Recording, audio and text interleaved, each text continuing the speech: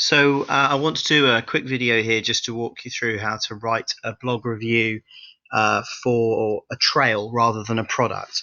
But the good news is actually that the trail is like a product. It's exactly the same thing. It's just the difference is your call to action is not buy this product from this link. It's here's some great information. Here's where you download the GPX file. Here's where to park. And what you can do is just scatter a few little adverts in that. To put you in perspective here, I've been doing some trail guides on my site for the Connecticut Blue Blaze Trail system, which is a bit like the National Trail system in the United Kingdom. They've got about 50 trails, and the Connecticut Park and Forest Association actually don't do a particularly good job, in my opinion, of telling you where to park. There's very often no GPX files to download from their site, so it's not a very good resource. So what I've been doing is creating some trail guides, and I've been using the rules that I would use for selling a product or for doing a product review.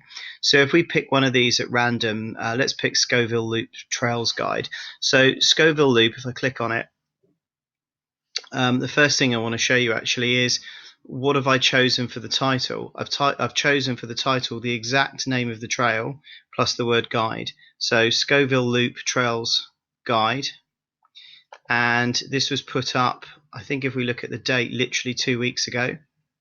And I'm just going to do a quick Google search and we'll see where it pops up. So Scoville Loop Trails Guide. Yeah, look, I'm #1 on Google. Interestingly, yeah, June the 29th. So it's only 12 days ago, 13 days ago. I actually rank above the CT, the Connecticut Woodlands CFPA website. So I rank above them for the results. So that's great. And I wouldn't be surprised if I rank on all of them. But you can see the rules I'm following here are exactly the same as that for a product review. I've got a nice striking photo to grab your attention. And I've given you a quick heads up here. This guide will give you everything you need to know to enjoy the trail, parking, pictures, GPX, video, etc., which is exactly what you'd expect. There's another striking picture there, shown her on the little shoreline as part of the trail. I've given you a speedy summary of the trail, which is coming as no surprise. You can see there's a link here to the CFPA website to explain what blue blazes are. I've also mentioned the nearest town, so that if somebody Googles trails near Middletown, it's likely this will come up. I've also warned you that it's a bit of a swamp fest, so bring your bug spray. It will come as no surprise that there is a quick video here that I've embedded on this. So again, no surprise there.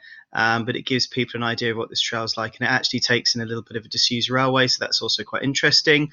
I've told them which preserve and forest it's near, a little bit of information about it, and you can see that instead of a call to action, what's also happened here is I've got some embedded adverts from Amazon for some products that it thinks the reader of this might be interested in. And so that is effectively my source of income on this blog. I'm hoping some people will be interested in this product and click on it.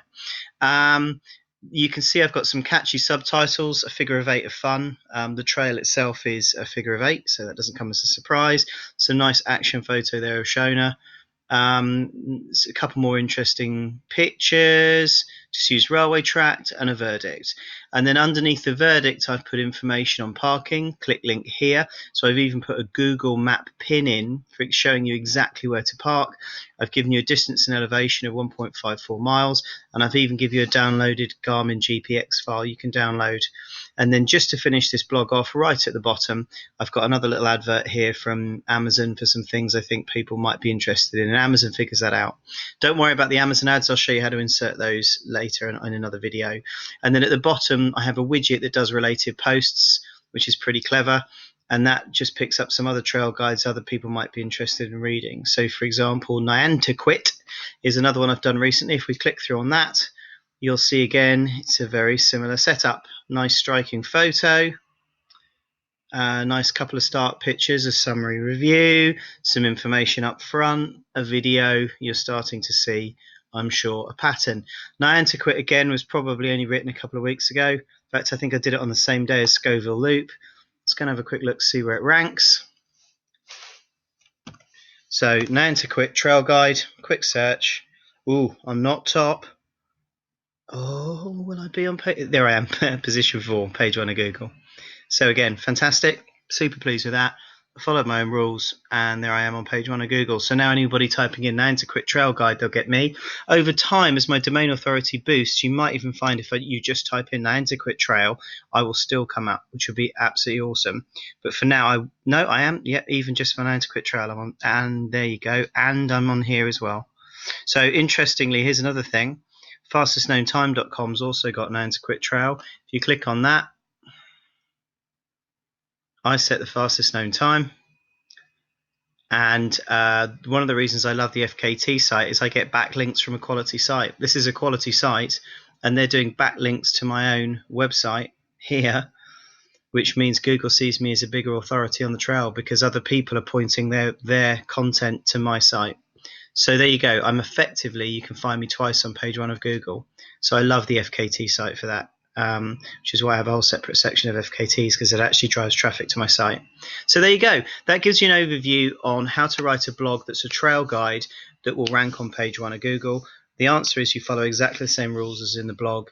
If some of this doesn't make any sense, I'll put a link in the bottom of this video on YouTube to my very, very in-depth blog about how to put every blog you ever write on page 1 of Google. So there you go. Thanks very much. And that's hopefully given you a bit of an insight.